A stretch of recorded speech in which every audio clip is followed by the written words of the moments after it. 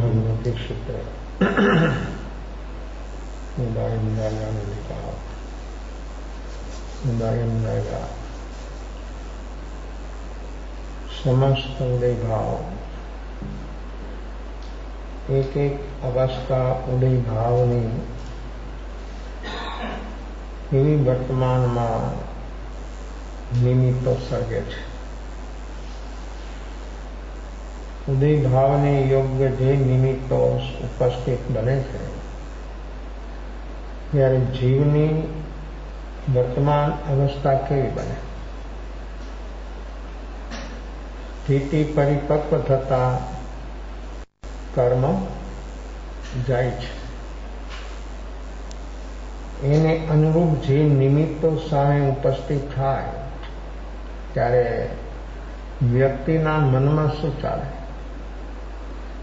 મનમાં શું થાય? નિમિત્તો બધા બહારમાં છે. ઉદય જાગૃત મનને ટચ થઈને જાય છે. આઠે આઠ કર્મનો ઉદય પ્રતિક્ષણ જીવ માત્રને પસાર થાય છે.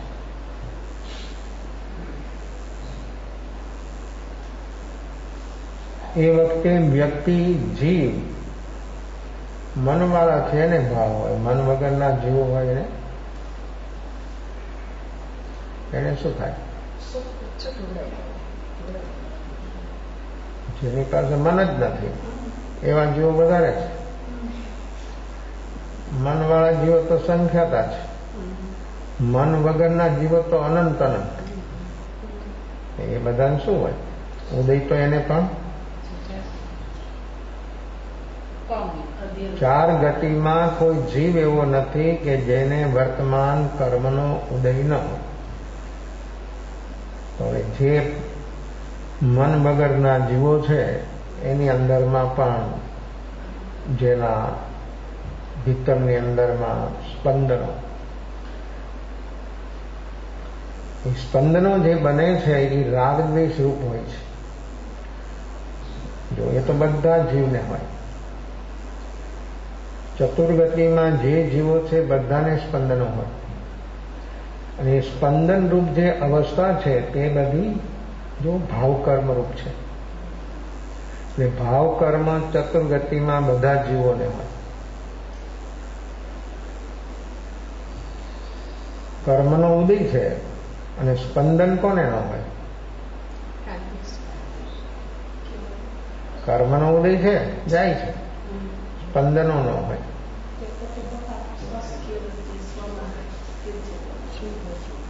જો આ અવસ્થા જીવની અવસ્થા બિલકુલ અલગ થઈ ગઈ. જીવ જીવ જ છે અને દ્રવ્ય દ્રષ્ટિથી એમ પણ કહી દીધું કે દરેક જીવ એક સરખા સમાન છે. સર્વ જીવ છે સીધ સમાન છે. બધા જીવો શેનાથી? સત્તાથી, દ્રવ્યથી, કે બધા આત્મામાં એક સરખા ગુણ છે. એ ગુણથી દરેક જીવો એક સરખા થતા એક સરખા. એક પરિવારમાં એક ઘરની અંદરમાં રહેલા 4, 6, 8 મેમ્બર હોય એ પણ કદાચ કોઈ હાઈટ લાઇટથી કદાચ કોઈ સરખા, કદાચ હોય તો નહીં પણ કદાચ કોઈ હોઈ શકે. પણ વિચાર તો દરેક જીવના અંદર. કોઈ જીવ એવો નથી કે બેયના વિચાર સરખા હોય. જો આ ભેદ, આ જીવનું સ્વતંત્રપણું અને અલગપણું. જીવ પરિણામથી, આ તો ભાવ છે, પરિણામથી હંમેશા માટે દરેક જીવ સ્વતંત્ર. નિરોધના જીવ હોય તો ભલે, સિદ્ધના હોય તો ભલે, પરિણામથી બધા જીવોનો. સિદ્ધના જીવોનો પરમ પારિણામિક જે ભાવ છે તેનું સિદ્ધત્વપણું એક છે, જેનાથી એ પરમ પારિણામિક ભાવથી અનંત શિવોનું, અનંત સિદ્ધોનું સિદ્ધપણું એક છે. એ પરમ પારિણામિક ભાવરૂપ જે અવસ્થા એ દરેક સિદ્ધમાં એક સરખી છે. એટલે એક સિદ્ધ ત્યાં અનંત સિદ્ધ, અનંત સિદ્ધ ત્યાં જવાબ. આ પરમ પારિણામિક ભાવની અવસ્થાથી દરેક જીવો સિદ્ધ સમાન છે. અને સિદ્ધમાં બધા સિદ્ધો એક સરખા, કારણ કે બધામાં એમાં એક પોઈન્ટ જેટલો પણ એક સમય ક્ષણ માટેનો પણ કોઈ જાતનો કાંઈ ફેરફાર નહીં. પછી કોઈ સિદ્ધ આજે થાય કે કોઈ સિદ્ધ અરબો ખરબો કે અનંત સમય પહેલા થયા હોય તો પણ જેવું આ કાર્બન શરીર છૂટી જાય અને આત્મા સિદ્ધ બની જાય એટલે એ અનંત સિદ્ધોને અહીંયાથી જે સિદ્ધ થાય તે બધા જ પરિણામ પરમ પારિણામિક ભાવરૂપ અવસ્થા તે જીવોની સરખી બની.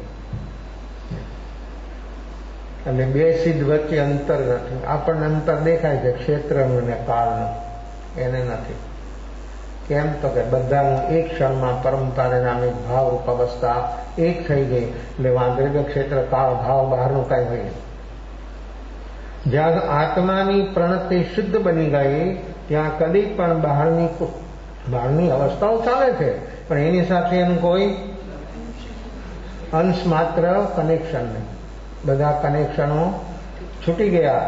રાગ દ્વેષ રૂપ અવસ્થામાંથી જે આત્મા બહાર આવી ગયો પૂર્ણ રૂપ છે એ આત્મા પરમાત્મા, અને એ આત્મા પરમાત્મા વિહન પરમાત્મા પછી બને સિદ્ધ પરમાત્મા, અશરીરી આત્મા. તો એ પરમ પારિણામિક ભાવરૂપ અવસ્થા છે તે તેનું સિદ્ધનું સિદ્ધત્વપણું સિદ્ધ કરે છે. એવો પરમ પારિણામિક ભાવ આપણી અંદરમાં પણ એને અનુભવમાં લાવવો છે. કેમ આવે? શું કરે અનુભવમાં આવે? એ જે ક્વોલિટી છે ને એનામાં એ જ અહીંયા છે, કાંઈ ફેર નહીં. પણ આપણું બધું સત્તામાં છે, એનું બધું પ્રગટ અનુભવમાં છે. એ પ્રગટ અનુભવમાં છે એટલે એ સિદ્ધ છે, અને આપણું બધું બેલેન્સમાં છે, માટે જીવ છે. એ જીવને શિવ જો બનાવવો હોય તો જીવ છે તો શિવ, પણ એને પોતાનું અસ્તિત્વપણું, પોતાનું માલિકીપણું, પોતાનું હોવાપણું ભૂલી ગયો. પોતે પોતાનું હોવાપણું ભૂલી ગયો. આ ભૂલ છે. કર્મે ભૂલ નથી કરાવી, કર્મ ભૂલ ન કરાવે, કર્મ નિમિત્ત ઉભા કરે, કર્મ ભૂલ ન કરાવે. ભૂલ થાય છે વ્યક્તિની બેહોશીથી, અને બેહોશી હોય ત્યાં સુધી ભૂલમાંથી બહાર આવે એવી કોઈ સંભાવના નથી.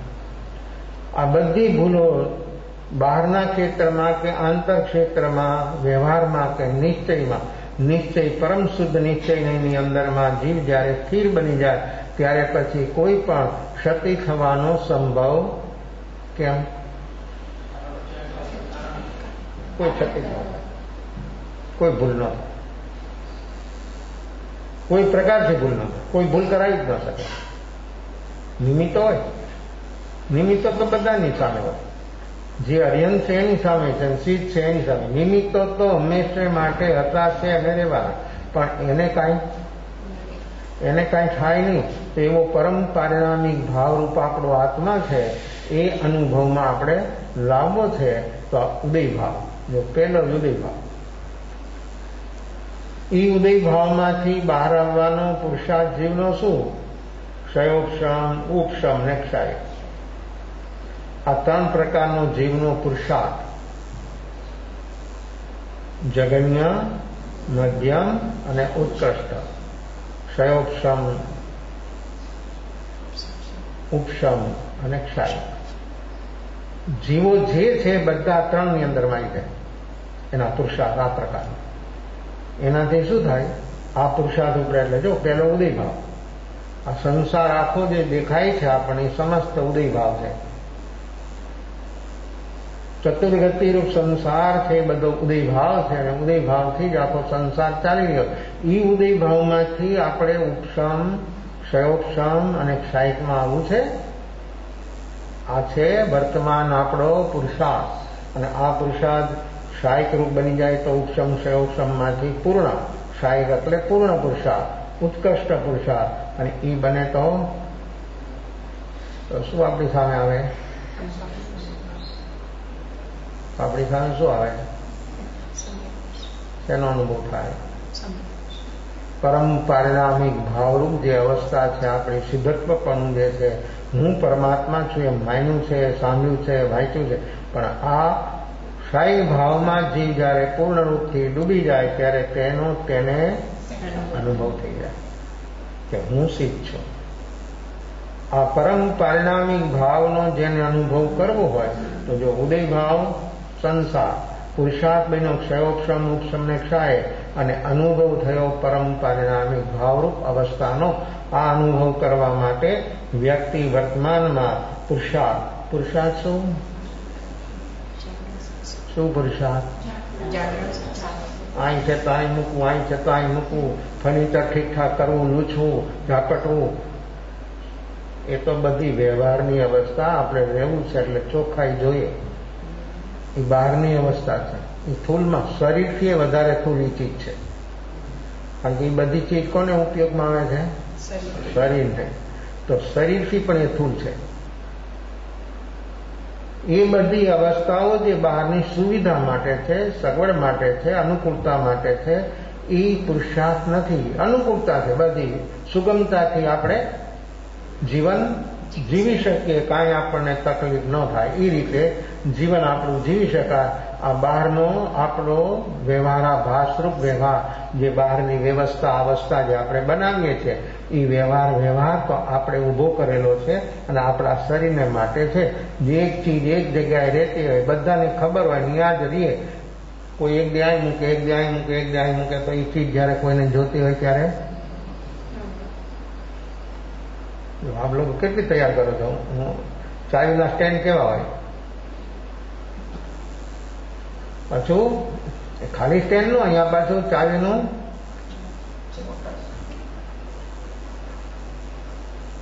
શા માટે? કે અંધારામાં પણ ચાવી બહાર જવું છે, બ્રેકઆઉટ થઈ ગયું તો ચાવી ગોતવી છે. તો જો જ્યાં ચાવી રહે છે એ બધાને ખબર છે ને, ઘરના બધા મહેમાનને, તો અહીંયા જ શોધે ને. પણ એ ચાવીનું ઠેકાણું જ નહીં તો જોતી હોય ત્યારે શું થાય? તો શું બને? કેવો ઘાંગો થઈ જાય મારા. કોઈ ધ્યાન નથી, તું ધ્યાન નથી રાખતો. એ તો હો બી જાય બધું ફેંકે. આવ દફતર નાના છોકરા ફેંકે ને એમ ફેંકે બધું. અને ધ્યાન કાંઈ માણસ રાખે નહીં. પછી જયારે જોતું હોય ત્યારે પણ અભી તો તું વ્યવસ્થા રાખ ને, તો તને કઈ તકલીફ ન થાય. તો જો એવી અવસ્થા જો હોય તો એને કોઈ તકલીફ થાય? ફટ દઈને પોતે જ લઈ લે અને કામ એનું બરાબર બની જાય. એમ જીવ પોતે પોતાની જે ચીજ છે એનું જો બરોબર ઠેકાણું રાખે તો, પણ છલક છલાણું કરે તો ક્યાં મળે? એક ઘરમાં સ્થૂળ ચીજ, ચાવી જેવી ચીજ એક જગ્યાએ હોય તો દરેકને ખબર છે, નાના કે મોટા બધાને મળી જાય આરામથી, કોઈ તકલીફ ન થાય. પણ એ ઠેકાણું રહે જ નહીં, રાખે જ નહીં, ગમે એટલું. અને એનાથી ઘર્ષણ ઊભા થાય. આવા જીવોના અવ્યવસ્થિત સ્વભાવ હોય માઇન્ડ, અને વિવરિંગ માઇન્ડ વાળો માણસ હોય ને એને કોઈ ગમે એટલું કહો ને ઠેકાણે કરે જ નહીં, ઠેકાણે રહે જ નહીં. એમ આ જીવનું ઠેકાણે કરવું છે, ઠેકાણે રાખવું છે કે છલક છલાણું કરવું છે? શું કરવું છે? શું કરવું છે? પૂછી જો ને, મનને પૂછો ને, આપણા મનને પૂછો તારે શું કરવું. જો બહારમાં વ્યવહાર સુગમતાથી ચાલે એવું આપણે બધા ઈચ્છીએ છીએ, અને એવી રીતે આપણે બધું ઘરની અંદરમાં વ્યવસ્થા રાખવામાં આવે છે. એમ આત્માને જો આપણે એમાંથી પરવા જાય, એમાંથી ફ્રી થયા, સમય આપ્યો એના માટે અને થોડું કામ કરવા માટેની આપણી રુચિ જાગી કે ના, હવે આ બધું બહારનું તો કર્યું, શરીર માટે કર્યું, પરિવાર માટે કર્યું, સમાજ માટે કર્યું, પણ હવે મારા માટે કાંઈક કરવું છે. એના માટે આપણે સમય લીધો, સમય કાઢ્યો. આપણો જે ફિજુલનો સમય ખર્ચાતો હતો બેકાર, જેનાથી આર્ત રૌદ્ર ધ્યાન સિવાય કાંઈક ન થાય, એવો ફિજુલનો સમયમાંથી બચાવીને વ્યક્તિએ પોતાના માટે સમય કાઢ્યો. અને હવે એને ઠેકાણે રાખે નહીં તો એને ઠેકાણે રાખવા માટે, એનું ઠેકાણું નિશ્ચિત કરવા માટે આ ધ્યાન સાધના છે. આ ભીતરનું બધું વ્યવસ્થિત કરવા માટે. બહારનું તો વ્યવસ્થિત માણસ ન કરી શકે એવા માણસો છે અત્યારે. તમે આમાં આવે એટલે તમે જોઈ લે કે આમાં બધું અમારે વ્યવસ્થિત ઘર ગોઠવી દેવું છે. તો ઓલો માણસ તમે પૈસા દેવા તૈયાર છો, ઓલો માણસ બધું ગોઠવી દે લાવીને. તમે જે કયો એ રીતે બધું વ્યવસ્થિત ગોઠ, પણ એ તમે અંદરનું કહો મારું અંદરનું તો ગોઠવી દે. આ બંગલો આખો હું તને ભેટ આપી દઉં, તું મારું અંદરનું ગોઠવી દે તો ગોઠવી દે? ગોઠવી શકે? એનું જ નથી ગોઠવું તો એ જ બિચારો અવ્યવસ્થિત છે, તો તમારું શું ગોઠવી દે? આ ભીતરનું વ્યવસ્થિત બનાવવા માટે આ ધ્યાન સાધના છે. પણ આ ધ્યાન સાધના કે હા આત્મા અહીંયા છે અને મળી જાય, એક ક્ષણ ન લાગે મેળવવામાં. આ ધ્યાન કોઈ સામાન્ય ચીજ નહીં સમજતા. આ ધ્યાન અનુષ્ઠાન અદ્ભુત અનુષ્ઠાન છે.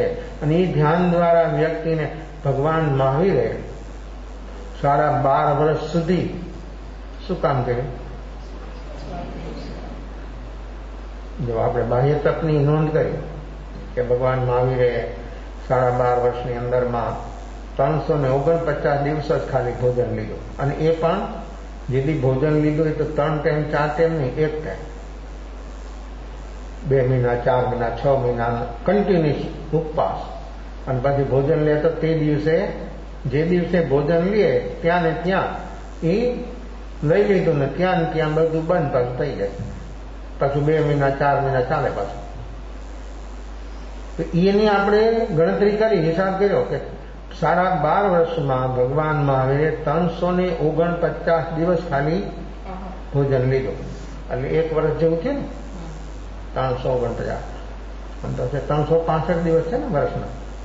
એમાં વર્ષ, ચંદ્ર વર્ષ, સૂર્ય વર્ષ, એના પણ પ્રકારો છે. એમાં દિવસોનો તિથિઓની વધઘટ થાય છે. આ 349 દિવસ એમને ભોજન લીધું, તો એ સિવાય 1 ટાઈમ લીધું અને લઈને પછી સાધના. તો આવી ધ્યાન સાધના 12.5 વર્ષ સુધી લગાતાર સ્વાધ્યાય ને ધ્યાન, બીજું કંઈ કામ ન કર્યું. અને પાછું કેવો સંકલ્પ હતો? મહાવીરનો માર્ગ છે ને સંકલ્પનો માર્ગ. જેનો સંકલ્પ બળ દ્રઢ હોય તે માર્ગો ઉપર ટકી શકે. સંકલ્પ બળ જેનું શિથિલ બની જાય એ બધી રીતે શિથિલ બની જાય, બધામાં શિથિલ બની જાય. સંકલ્પ બળ જેનું દ્રઢ હોય એ બધાની અંદરમાં બરાબર વ્યવસ્થિત બની જાય. તો એ 12.5 વર્ષ સુધી નીચે ન બેઠા. નીચે બેસે તો પ્રમાદ થાય. મૌન ધારણ કર્યું. જો બોલવું એ પણ પ્રમાદ છે. અપ્રયોજનભૂત નહીં, પ્રયોજનભૂત બોલવું એ પ્રમાદ છે. ત્યારે માણસ અપ્રયોજનભૂત જ બોલે છે વધારે જરૂર વગરનું. અપ્રયોજનભૂત એટલે જરૂર વગર. અને ઘણા માણસોની એવી આદત, 1 વાત 3 વાર બોલે, અને એની ખબર જ ન હોય. એ વાત કરે પણ એ 3 વાર રિપીટેશન ન કરે, એકને એક શબ્દ ત્યાં સુધી એને, કારણ કે એને એ બોલે છે એને ખબર જ નથી કે હું શું બોલું છું, કેટલી વાર આ વાત હું બોલી ગયો. તો આ બોલવું તે પણ પ્રમાદ. તો નીચે બેસવું એ પણ પ્રમાદ. નિંદર પ્રમાદ. તો મૌન ધારણ કર્યું. કેવું કાષ્ટવત મૌન. શરીર ઉપર કોઈ આવીને પ્રહારો કર્યા અને પૂછ્યું કે તું કોણ છે, છતાં એને જવાબ ન આપ્યો. કેવું મૌન. ખાલી પૂછે કે તું કોણ છે, અહીં શા માટે ઊભો છે.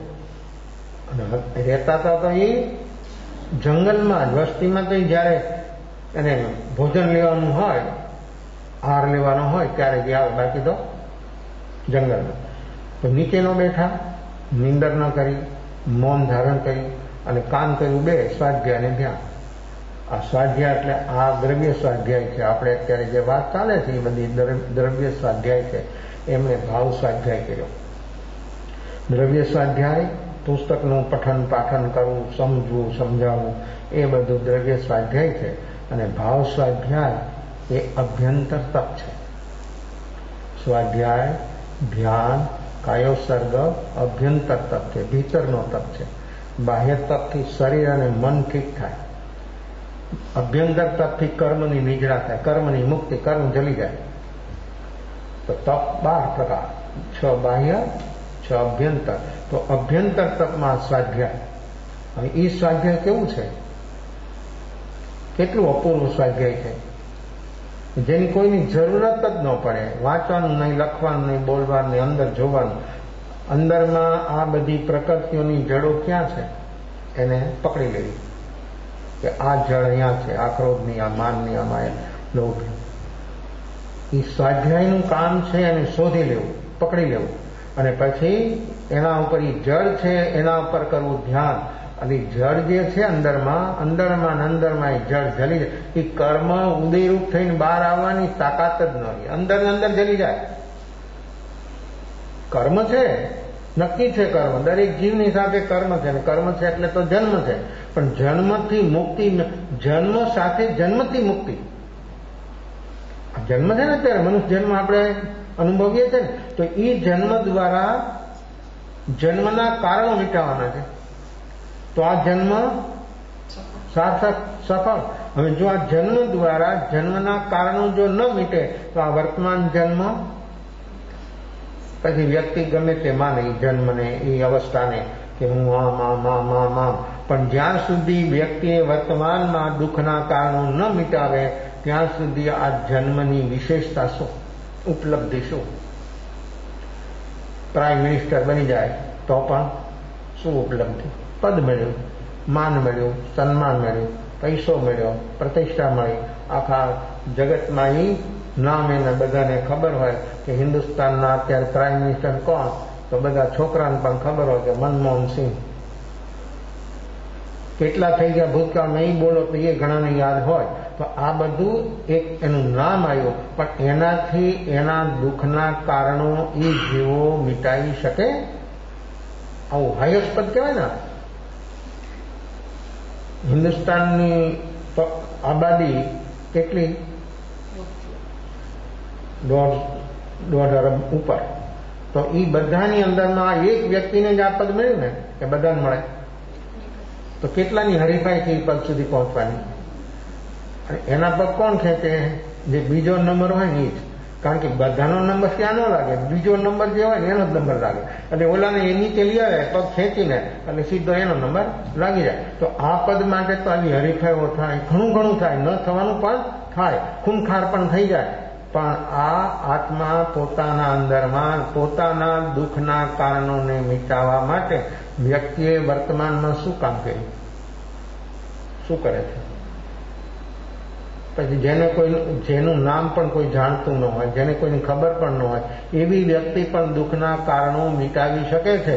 અને એ જો દુઃખના કારણો મિટાવી શકે તો એ આત્મા જ્ઞાનીની દ્રષ્ટિમાં આવી ગયો, અનંત જ્ઞાનીની દ્રષ્ટિમાં આવી ગયો, અને અનંત જ્ઞાનીની ક્વોલિટીમાં આવી ગયો. એની આખી અવસ્થા બદલી ગઈ. તો આ સ્વાધ્યાય, આવું અદભુત સ્વાધ્યાય, અને એ સ્વાધ્યાય દ્વારા દુઃખના કારણોને પકડવાના, અને ધ્યાન દ્વારા, એ ધ્યાન પણ અભ્યંતર તપ છે, તો એ ધ્યાન દ્વારા અંદરમાં રહેલી ગ્રંથિ છે એ જલી જાય.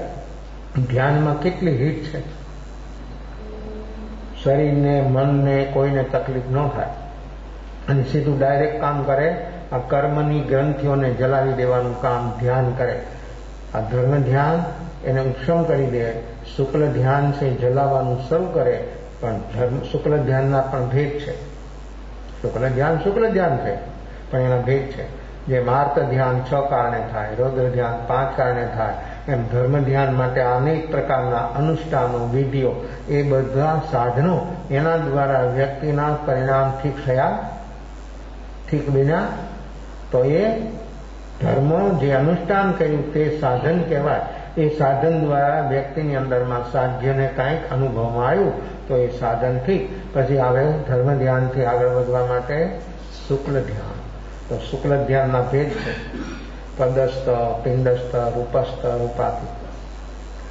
એક સ્ટેપ બાય સ્ટેપ જીવ આગળ ચાલે અને એ 4 ભેદને પાર કરી જાય તો જીવને અંદરમાં શું થાય? એ શુક્લ ધ્યાનની અગ્નિ શું કામ કરે?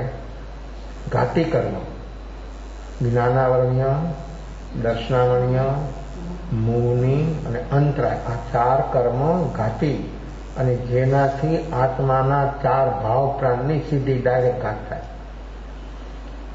આત્માના 4 ભાવ પ્રાણ, અનંત જ્ઞાન, અનંત દર્શન, અનંત સુખ, અનંત શક્તિ, એ 4 ભાવ પ્રાણની ઘાત કરનાર આ ઘાતી કર્મ છે. એટલે એને ઘાતી કર્મની સંજ્ઞા આપી. ઓળખવા માટે કે ઘાતી કર્મ શા માટે, તો કે આત્માના ભાવ પ્રાણની ક્ષણે ક્ષણે ઈ હિંસા થાય છે. જીવ જ્યાં સુધી ઘાતી કર્મને આધીન રહે, એના ઉદયને આધીન રહે, ત્યાં સુધી જીવના ભાવ પ્રાણની હિંસા થાય. હવે જો ઘાતી કર્મનો ઉદય છે પણ ઉપસમ ક્ષયોક્ષમ અને ક્ષાયિક ભાવમાં જાય તો એ ઘાતી કર્મ ક્ષય થવા માંડે. જેટલે અંશે કર્મ ખતમ થાય એટલે અંશે જીવના ભાવ પ્રાણની દયા થાય, અને એ દયા જીવનો સ્વભાવરૂપ ધર્મ પરમ પારિણામિક ભાવરૂપ અવસ્થા જે આપણી નિજી અવસ્થા છે એને અનુભવમાં આવ્યા વગર રહી ન શકે. તો આ પરમ પારિણામિક ભાવરૂપ અવસ્થાનો અનુભવ કરવા માટે આ ધ્યાન, લેકિન ધ્યાન સાધના જીવોને બહુ રુચિકર નથી લાગતી, કઠિન લાગે છે, બહુ કઠિન લાગે છે.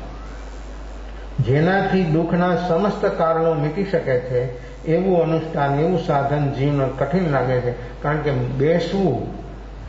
બેસવું એક જગ્યાએ કલાકો ભર બેસવું એ મનને સેટ નથી થતો. મન ઊંચું નીચું આમ એટલું બધું અંદરમાંથી વિહળ બને છે મન કે જેની કોઈ સીમા નહીં, એ બેસવા દે જ નહીં. અને આવું આ મન બુદ્ધિથી પણ પાર જવાનું, અને આવું આ ધ્યાન, એ ધ્યાન સુધી જો વ્યક્તિ પહોંચી જાય તો આત્મા એ ધ્યાનના માધ્યમ દ્વારા આત્મા ઘાતી કર્મ ક્ષય થાય અને હું પરમાત્મા છું એવો એને અનુભવ થઈ જાય. આ અનુભવ કરવા માટે આ ધ્યાન સાધના ભગવાન મહાવીરે 12.5 વર્ષ સુધી કરી. 1-2 દિવસ નહીં, 12.5 વર્ષ સુધી. કેટલા પરીક્ષો આવ્યા? મનુષ્યના આવ્યા, દેવોના આવ્યા, તિર્યક પ્રાણીઓના આવ્યા, છતાં કેમ ન આવ્યા? આપણું મન કે છે, આપણું મન બોલતું છે આપ લોકોનું કે એ તો તીર્થંકર હતા. તીર્થંકર ત્યારે તો સાધક હતા. તીર્થંકર નામ કર્મનો ઉદય તો ત્યારે પ્રગટ થાય કે ઘાતી કર્મ ક્ષય થાય ત્યારે. તીર્થંકર નામ કર્મનો પૂર્ણ ઉદય તો એનો ત્યારે બહાર આવે કે જ્યારે ઘાતી કર્મ ક્ષય થાય ત્યારે. ત્યાં સુધી તો એ સાધક જ છે, ત્યાં સુધી એને મુનિ જ કહેવાય. 6ઠા ગુણસ્થાનના 6ઠા 7મા ગુણસ્થાનમાં જ રમતા. એ જ્યારે શ્રેણી આરૂઢ બને અને ઘાતી કર્મો ક્ષય થાય, કેવળ જ્ઞાન કેવળ દર્શન બને ત્યારે એ પરમાત્મા કહેવાય. ત્યાં સુધી તો એ સાધક જ છે. તો સાધક અવસ્થામાં આવા એમને ઉપસર્ગને પરિશ્રમો બધા આવ્યા, છતાં કેમ ન હિલ્યા? સદમસ્ત હતા ત્યારે તો. એમનો પુરુષાર્થ ચાલતો હતો, ધ્યાન ચાલતું હતું એમનું. અને ધ્યાન ન હોય ત્યારે આવા જીવો એમને ઉપસર્ગ કરતા. પણ છતાં એ શરીરથી નહોતા હાલતા એમ નહીં, મનથી પણ નહોતા હાલતા. અંદરમાં એવો વિકલ્પ એને નહોતો આવતો કે આ માણસ આમ શા માટે કરે છે. જો કેવી હશે અવસ્થા? મેરું તો ડગે પણ જેના મન ન ડગે રે. કેવું મન?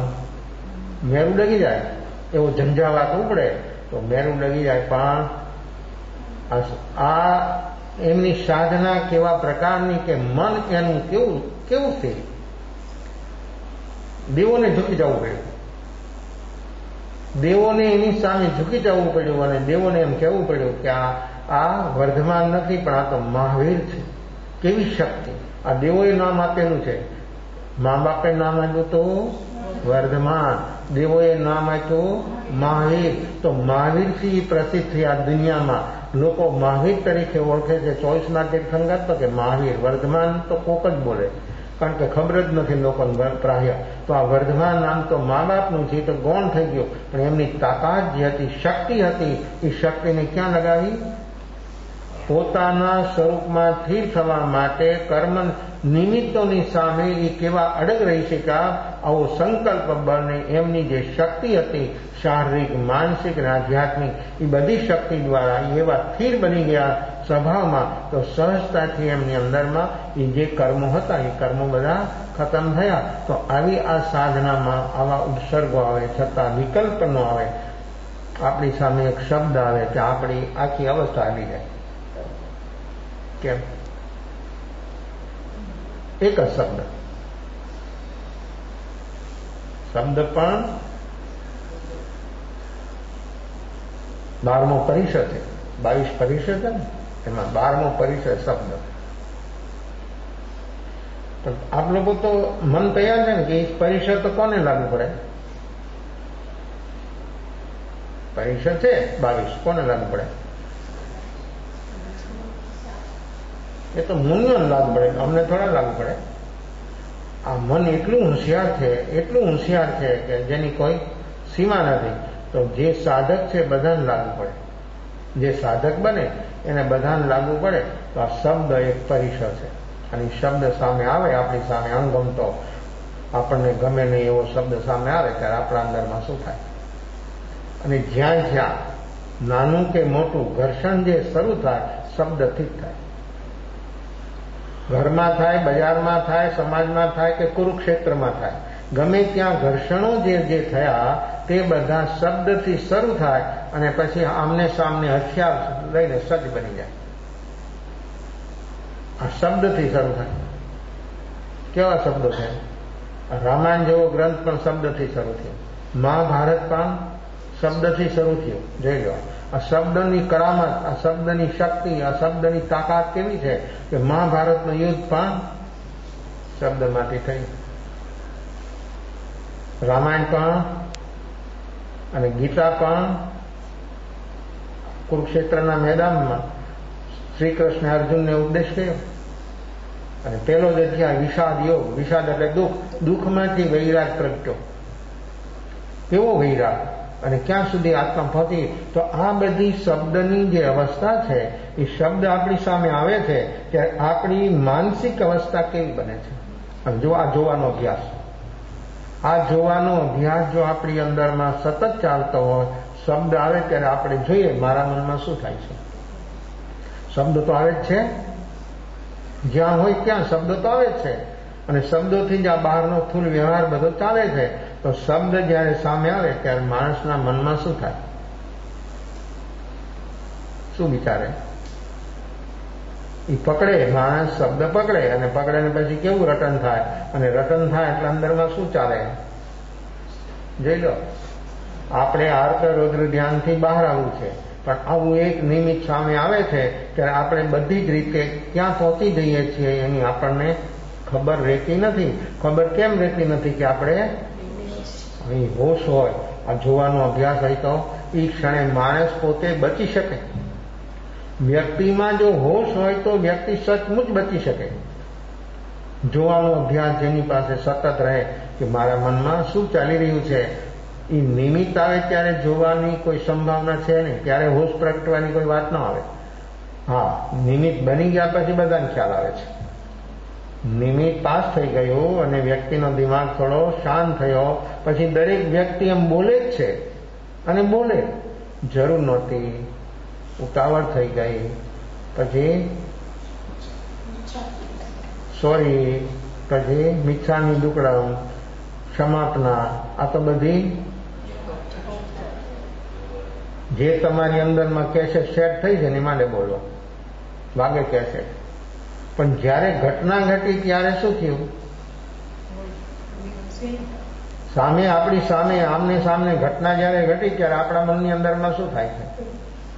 આ તો ફીલ કેમ થાય છે? આપણે બેહોશ છીએ, અને બેહોશ છીએ એટલે ફીલ થાય. જો એ સમયે હોશ હોય તો જો સયોક્ષમ, મુક્ષમ ને ક્ષાયક્ષમ થઈ જાય, કેવું કામ છે?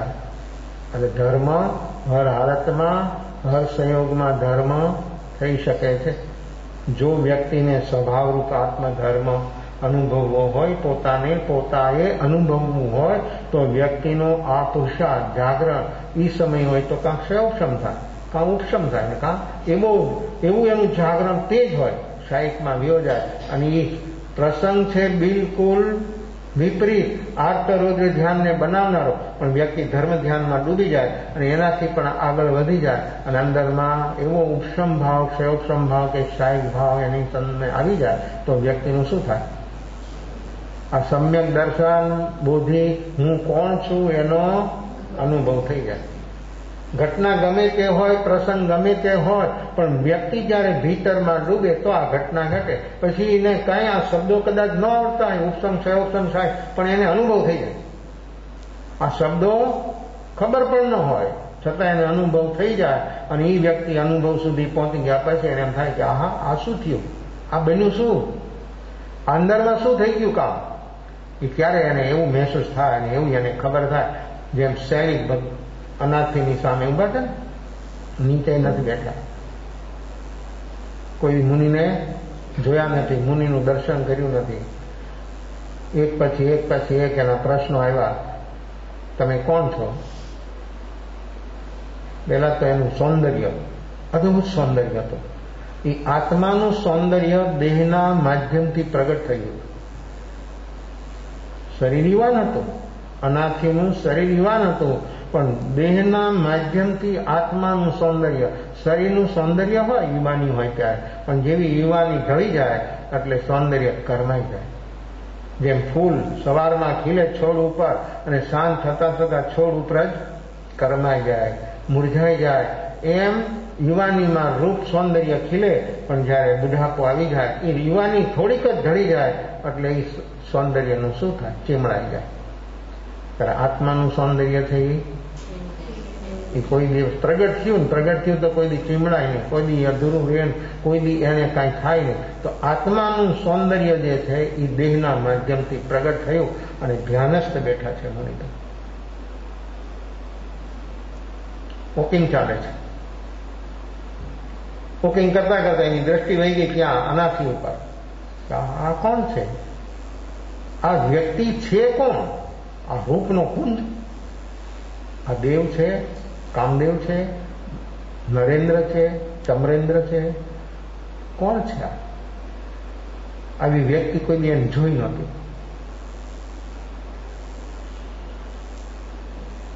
વોકિંગ બંધ થઈ ગયું, એની સામે જાય છે. મુનિ તો ધ્યાનસ્થ બેઠા છે. એક લતા મંડપ નીચે જઈને સૂર્ય ઉદય થઈ રહ્યો છે. સૂર્યના કિરણો અનાથીના મુખારબિંદ ઉપર આવે છે. જેનું સૌંદર્ય હતું એની અંદરમાં ઓર વૃદ્ધિ થઈ. જોઈ રહ્યા હતા. પ્રશ્ન પૂછે, તમે કોણ છો? આ તો મૌન છે, ધ્યાન છે. ઊભે છે સામે. મુનિનું ધ્યાન પૂરું થાય, આંખ ખોલે છે, આમ જુએ છે. આપ કોણ છો? તો કે હું અનાથ છું. રૂપ જોઈને આશ્ચર્ય થયું, એવો એનો જવાબ સાંભળી એનાથી વધારે ઓર આશ્ચર્ય થયું. આશ્ચર્યમાં પણ એક ઘટના ઘટે છે. કોઈ પણ આશ્ચર્ય જયારે આપણી સામે આશ્ચર્યકારી ઘટના ઘટે ને ત્યારે માણસ નિર્વિકલ્પ બની જાય છે. પણ માણસને ખબર નથી, માણસનું મન નિમિત્ત ઉપર આરોપ લગાવે છે એટલે એને એની ખબર થતી નથી. આશ્ચર્યચકિત થઈ ગયા કે આવી વ્યક્તિ અનાથ હોઈ શકે? આ રૂપ, આ યૌવન, આ સૌંદર્ય. આમ પાછું જોઈ લીધું કે આની પાસે કાંઈ બહારમાં કોઈ સાધન, સગવડ, સુવિધા કાંઈ છે જ નહીં, કોઈ સાધન નથી એની પાસે. પણ આ એમ કે છે કે હું અનાથ, તો આના મનની અંદરમાં સેટ નથી થતી વાત.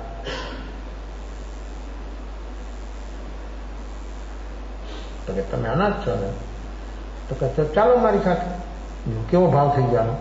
નહીં લેવા, નહીં દેવા, ઓળખાણ, પહેચાન કાંઈ જ નહીં. અને સીધું આમંત્રણ આપે કે ચાલો મારી સાથે. આપની બધી સુવિધા સગવડ ત્યાં થઈ જશે. મુનિ મુસ્કરાય છે અને મુનિ કહે છે કે તું અનાથ છો ને? તું અનાથ છો. ત્યારે આને ચોટ લાગી, ઓર ચોટ લાગી. રૂપ જોયું, આશ્ચર્ય થયું. શબ્દ એનો જવાબ આવ્યો અનાથપણાનો, ત્યારે પણ આશ્ચર્યચકિત થયા.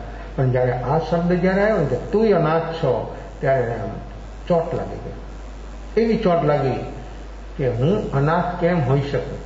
જોઈ લો, દરેક વ્યક્તિ એમ સમજે છે, દરેક વ્યક્તિ એમ માને છે કે હું સનાથ જ છું, હું અનાથ હોઈ જ ન શકું. અનાથ આશ્રમમાં હોય એ અનાથ, તો પેલેસમાં રહે બધા સનાથ. 2-5-5, 10-10 કરોડના ફ્લેટ કે પેલેસ હોય એ બધા સનાથ. શું આપણી માન્યતા, આપણી કેવી ધારણા? જોઈ લો, આ માન્યતા, ધારણા આપણી અંદરમાં કેવું કેવું કામ કરે છે કે તું અનાથ છો ને? પોતાની ઓળખાણ આપે છે કે મુનિ મને ઓળખતા નથી. મને હું કોણ છું એની ખબર નથી મને, એટલે એમ કે છે પોતાનું બધી મગધંગ દેશનો હું સમ્રાટ છું, આટલા હાથી, આટલા ઘોડા, આ પાયદા, લાખોનું સૈન્ય, આટલી મોટી મારી સરહદ. મુનિ મુસ્કરાય છે, આ બોલે છે, મુનિ મુસ્કરાય છે, હસે છે મુનિ કે આવું બધું છે છતાં તું અનાથ છો કે જા. ત્યારે એને એમ થયું કે હવે કાંઈ છે આમાં, આવું બધું છે છતાં હું અનાથ એમ કે છે તો જરૂર હવે આ શબ્દની અંદરમાં કાંઈ છે, મને આ શબ્દ સમજમાં નથી આવતો. એટલે જિજ્ઞાસા પ્રત્યાને સમજવાની જિજ્ઞાસા પ્રત્યે તાળાવી. તો કે તમે અનાથ, હું અનાથ, તો જગતમાં સનાથ કોણ? કારણ કે આ તો બે સીમા હતી, આ એક મુનિ અને એક આ બહારથી સમ્રાટ. તો સમ્રાટ એ અનાથ છે ને આ પણ અનાથ, તો પછી સનાથ કોણ દુનિયામાં? મુનિ વ્યાખ્યા આપે છે, કોઈ દી નહોતી સાંભળી અને વ્યાખ્યા સનાથની. જેની સગવડ ન હોય, સુવિધા ન હોય, ફૂટપારો ભરે અને માણસો અનાથ થયો. અને જેની પાસે બધું છે એ પોતે માને છે નહીં.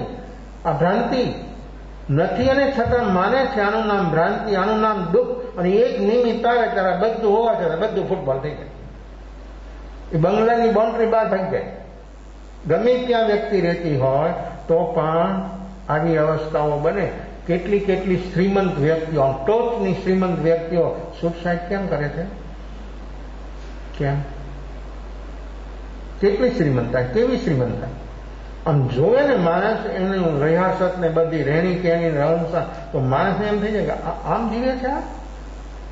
કારણ માણસ જરૂર જ નહીં, બટન દબાવે એટલે સામે રોબોટ બધું લઈને આવે. હાજર માણસ જરૂર જ નહીં. છતાં પોતાના બેડરૂમમાં પોતે પિસ્તોલ ખાઈને મરી જાય. શું હશે ભાઈ તકલીફ? શું તકલીફ? કેમ આવું?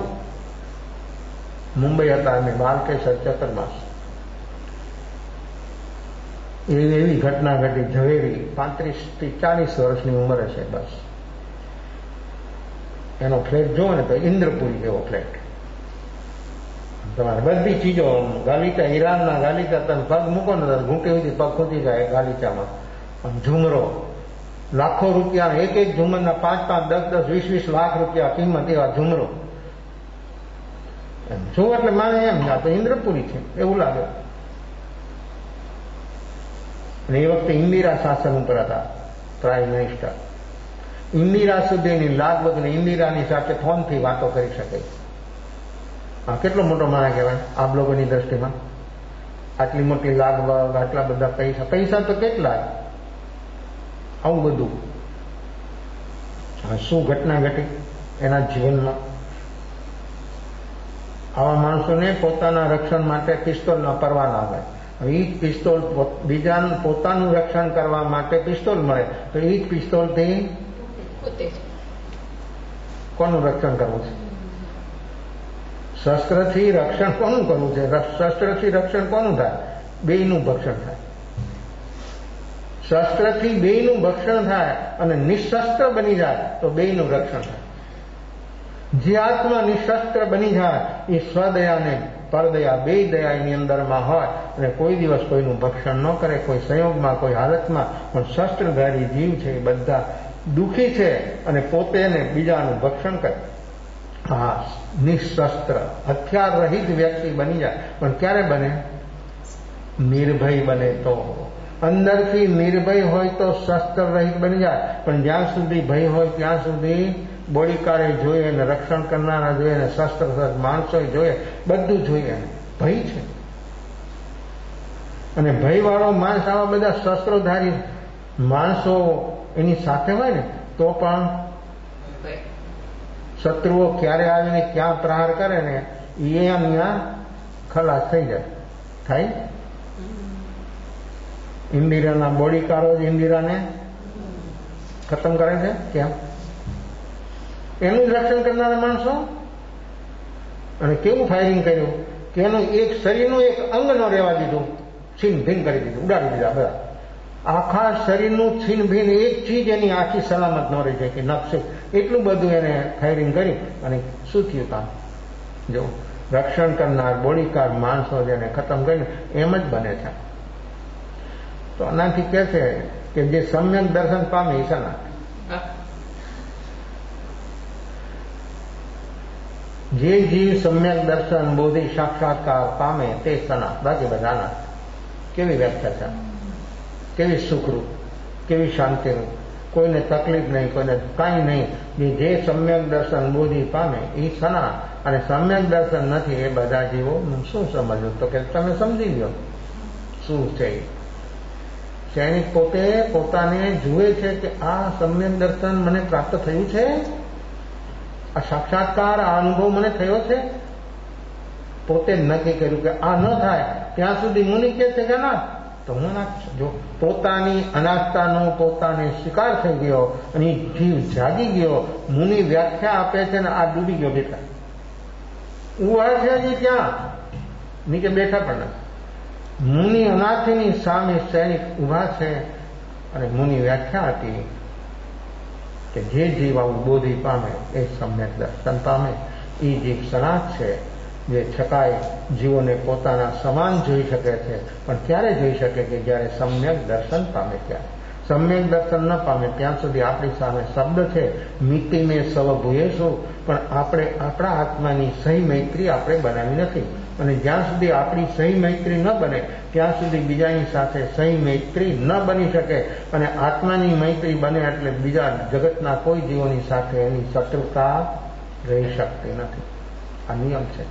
પણ આવું બોધિ નિશ્ચયથી પ્રાપ્ત થાય ત્યારે આ વાત બની શકે. ત્યાર પહેલા આ વાત, આ ઘટના કદી ઘટી શકતી નથી. આમ જોવે છે અને આ ડૂબી ગયા ભીતર. અનાથીની વ્યાખ્યા સાંભળી સૈનિક ડૂબી જાય છે ભીતરમાં. અને શું થયું? શું થયું કામ?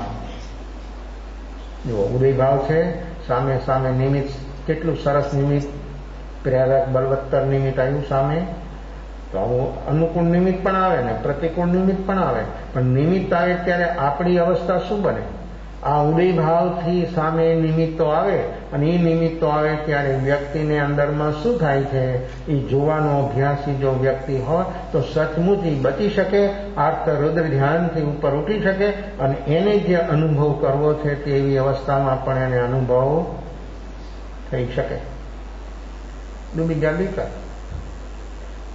એનો બળ, એની તાકાત, અંદરમાં જે રુચિ પ્રકૃતિ કેવી જબરજસ્ત, અને એનો પુરુષાર્થ ઉપશમ ક્ષયોપશમ રૂપ અવસ્થા ન બને. સિદ્ધિ ક્ષાયિકમાં ગયા. પહેલું જ મુનિ દર્શન, આત્મદર્શન થઈ ગયું. આવું બોધિ જયારે પ્રાપ્ત થયું, ભીતરમાં અનુભવ થઈ ગયો. એની પાસે શબ્દો નહોતા, પણ છતાં જો શબ્દો ક્યાંથી આવે છે? શબ્દો ગોતવા ન પડે, શબ્દો લાવવા ન પડે, શબ્દો રટવા ન પડે. રટેલું હોય નિમિત્ત આવે ત્યારે બધું, નિમિત્ત આવે ત્યારે રટેલું આ બધા શબ્દો કાંઈ પણ હોય બધું બ્રેન વોશ થઈ જાય. પણ જ્યારે વ્યક્તિની અંદરમાં આવું જાગરણ પ્રગટી જાય ત્યારે અંદરનો હૃદય દ્વાર ખુલી જાય ત્યારે જ્ઞાન ભીતરથી બહાર આવે ત્યારે અનાથીને કેવા વિશેષણો આપે છે સૈનિક. અહો રૂઓ, અહો વન્નો, અહો અજસ સૌમ્ય. તમારું રૂપ કેવું છે, તમારી ક્ષમતા કેવી છે, તમારી અંદરમાં શું નથી એ હું અમે જોઈ શકું. જુઓ અત્યાર સુધી મુનિ જતા ને અમે કેમ દેખાતું નતું? હવે શું થયું અહીંયા? જો આ એક ઘટનામાં કેટલા પ્રશ્નો ઉભા થાય અને કેટલી કેટલી ચીજો આવે. એ શ્રેણિકને એ જ મુનિ હતા ને, પણ જયારે આને બોધિ થયું ત્યારે એને શું દેખાયું અને ક્યાંથી શબ્દ આવી ગયા? એ અધ્યયનના એનની અંદરમાં શ્રેણિક ખુદ બોલે છે કે અહો વન્નો, અહો રૂઓ, અહો જસ સૌમ્યા, અહો ખંતી, અહો મુક્તિ, અહો ભોગે અસંગય.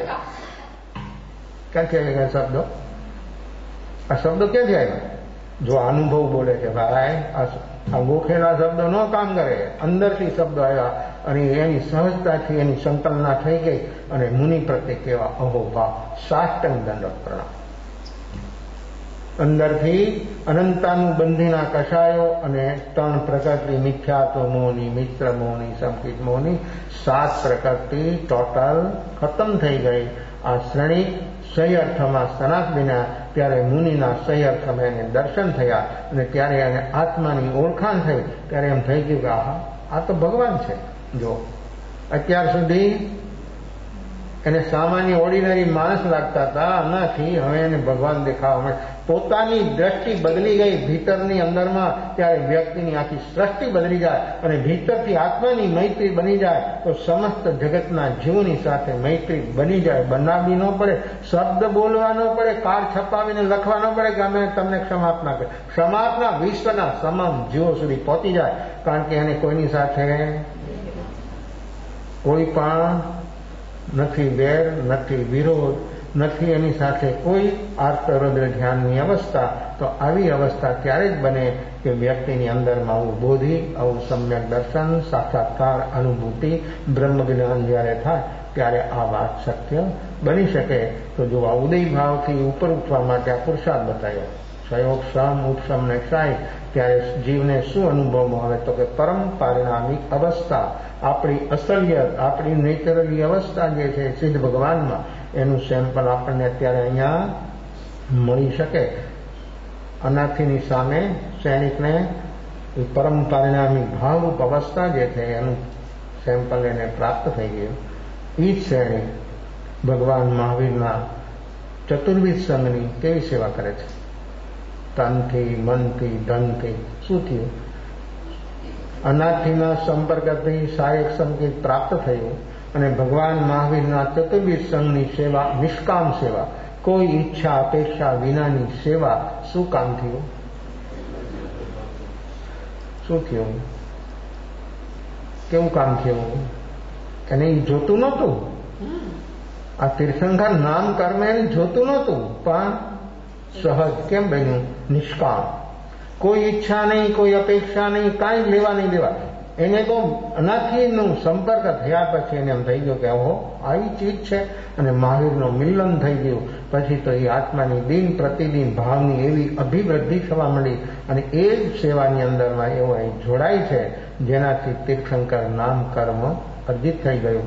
આવતી 24મીમાં આ જ ભરત ક્ષેત્રમાં, અને પહેલા જ તીર્થંકર આ ભરત ક્ષેત્રમાં મહારાજા સૈનિકનો આત્મા પહેલા તીર્થંકર થશે. આ જ ભૂમિ ઉપર આવશે, આ જ ભૂમિ ઉપર વિચરશે. બોલે છે ને કે તે અવસર તે ક્ષણને ધન્ય છે, જેને તે ક્ષણ માણી તેને ધન્ય છે. એ ક્ષણ કેવી હશે? એ અવસર કેવો હશે? જ્યારે તીર્થંકર રૂપે ખુદ સૈનિકનો આત્મા આ જ ભૂમિ ઉપર, આ જ ભરત ક્ષેત્ર ઉપર, જેને લોકો ઉપર રાજ્ય કર્યું હતું, એ 3 લોકના અધિપતિ બનીને આવશે. ત્યારે તો રાજ્ય મગધ અને અંગ દેશનું લિમિટેડ હતું.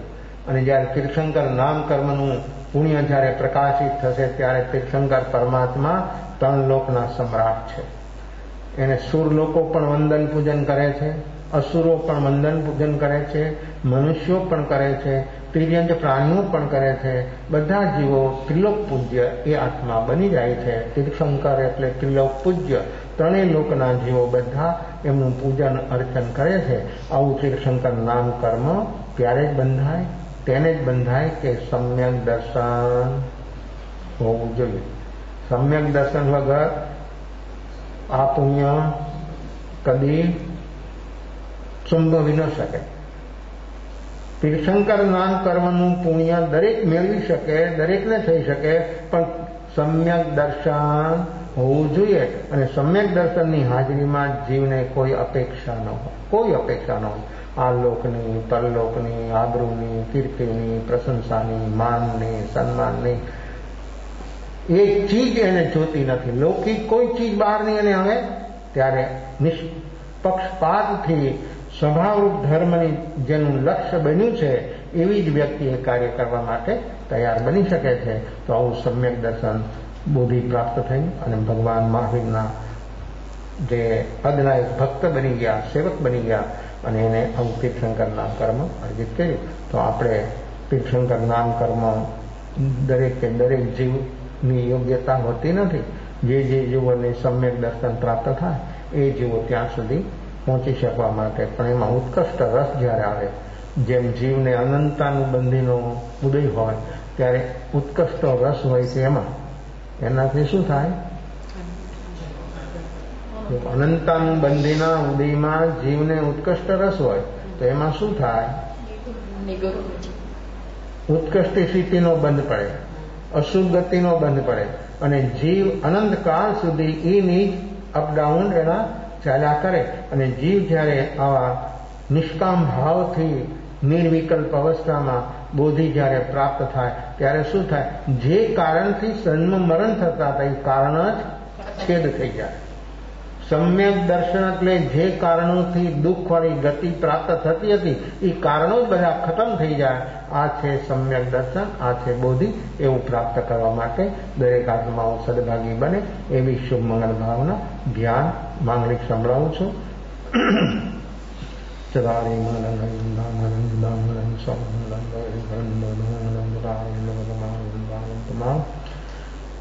સિદ્ધાર્થ ભગવાન સ્વામી ભગવાન ભગવાન શરણ શરણ સૌ શરણ શરણ ચાર પંજાર સંગ્રહ સાગરમાન માયગરી દેવન સંસાર શરણ ગૌ જે